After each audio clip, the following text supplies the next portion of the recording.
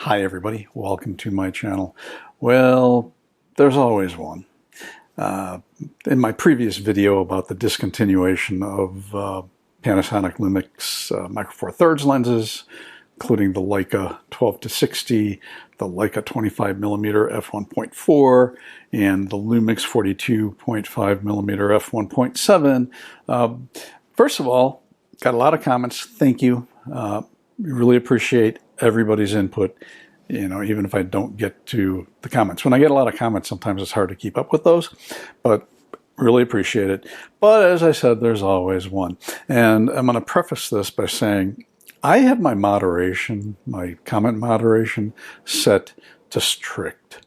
And I also have some additional measures that I take to keep troll comments from getting through. And before I get to this specific comment, there is an English word, and it's actually a Britishism. It's one of my favorite words because it's kind of very descriptive. It starts with W, and all of the folks in the UK now know exactly the word I'm speaking of, and that word is wanker. And I looked it up. It turns out you can use wanker on YouTube. I wasn't sure. I was like, that might be pushing things, though. You probably don't want to use it a whole lot, but you can use the word. You're not going to dinged for using the word. Shouldn't use it like in a thumbnail or a title. But anyway, so this wanker comes into my comments, and the comment got held. So nobody saw it, but I just feel compelled to talk about this because the comment was, Micro Four Thirds is dead, and people who use Micro Four Thirds are stupid. Now, I'm paraphrasing. It's probably not exactly but that's essentially what this wanker said. And, these sorts of comments just get me because I learned a long time ago, that you should not, as a photographer, denigrate other photographers' equipment choices. And I have worked with many photographers, and using just about any system that you can imagine. Every camera manufacturer today makes good stuff. I mean, every major. I mean, let's not including, these little scammers that bought the, brands like Yashica and Minolta. Yeah, right. Those are a joke. But you buy from a major camera manufacturer, you're going to get a good piece of equipment. Now, you may find that, and I think it's true, that we tend to gravitate to what we like, but that in no way means that your choice is invalid for using something that I might find that I don't like using. So, I think back to we were on AOL back in the day, and AOL had a whole folder full of photography message boards, and one of them was the Canon versus Nikon board. You want to talk about some flame wars and pointless flame wars?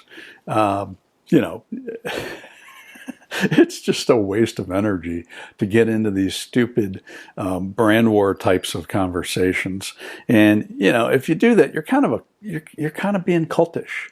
It's like you're not a photographer, you're a cultist. You're in a cult of whatever brand you are absolutely enamored with. And and it's true of all brands and all formats. I mean, absolutely. It's true with full frame. It's true with crop sensors. It's true of Micro Four Thirds, that there are some people who are just almost in a cult. But, is Micro Four Thirds dead? I don't know. We've got these third-party manufacturers coming in, and I just watched a review of this SG Image 25mm f1.8 lens. Sort of looks a little bit like the 20mm Lumix Pancake. It's a little bit bigger because it's actually an APS-C lens. It looks sharp enough. Wide open, maybe a little and flare control is a little but more and more of these companies will probably be coming into the system. So, but as far as Micro Four Thirds, plenty of people are doing professional photography with Micro Four Thirds, myself included. I mean, I've shot weddings with it. I mean, you know, not an issue. Nobody complained about the photos. They came out perfectly fine. And then I did photojournalism with a G9 and a G9 Mark II.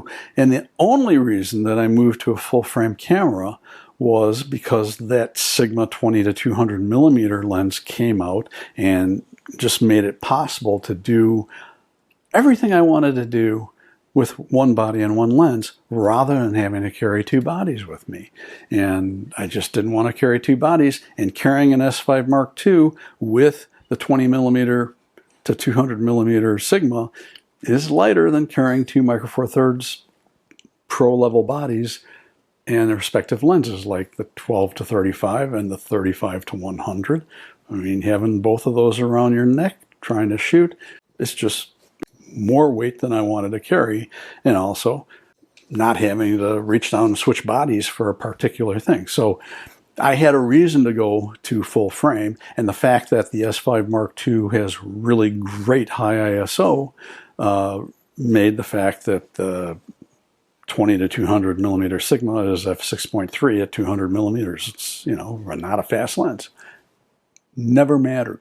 That's not to say that the G9 Mark II with that 25 megapixel 4/3 sensor doesn't do well in fairly high ISO conditions. I mean, I'm to the point now where I think you can definitely shoot it at 12,500 ISO, and mainly because, first of all, it's not bad in the first place.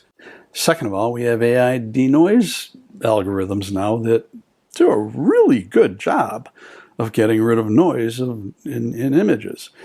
And if you use the Lightroom version, the possibility sometimes that you're going to get kind of plastic-looking skin, but there's an intensity slider, so you can back off on it. So I find the whole thing very, very silly. I mean, is Lumix going to exit Micro Four Thirds? Who knows? Maybe. I think we'll know in the next year or two. Is it really going to matter in the long run for most people? Well, not for me. I'm set. You know, it may matter to people coming into photography, but for me it doesn't. And there's plenty of used equipment at the big online used equipment companies. And of course, prices may go up for used equipment. That's a thing that happens. But I don't think we're going to be having to absolutely switch away from Micro Four Thirds anytime soon. So, in summary, look, don't look down upon somebody just because they made a different equipment choice from you. And oh, by the way, if you're a young person, and I'm pretty sure the person, I won't use that word again, who made this comment was pretty young. Newsflash, you're going to get old. And the older you get, the less stuff you're going to want to carry. And so don't be going, oh, well, this sucks, when it's likely that maybe in 20 or 30 years, you're going to find yourself in the same boat as the rest of us who are getting up in years are, and want to use something that doesn't weigh as much. What are we going to have in 20 to 30 years? Who knows? You know, it always could be an asteroid, and it may not be, and it may not matter. So anyway, I guess the bright side of comments like that is it gives me content. You know, there's a guy that I follow on the political side, and he actually publishes his troll comments, but he laughs. He says, "You guys make me money." Because when you guys come in and you do this stuff, I do a video on it, I get tons of views, and I make money. And this guy makes all of his money on YouTube. So think about that before you troll somebody. That's it for now. I'm Todd Banner. I will see you next time.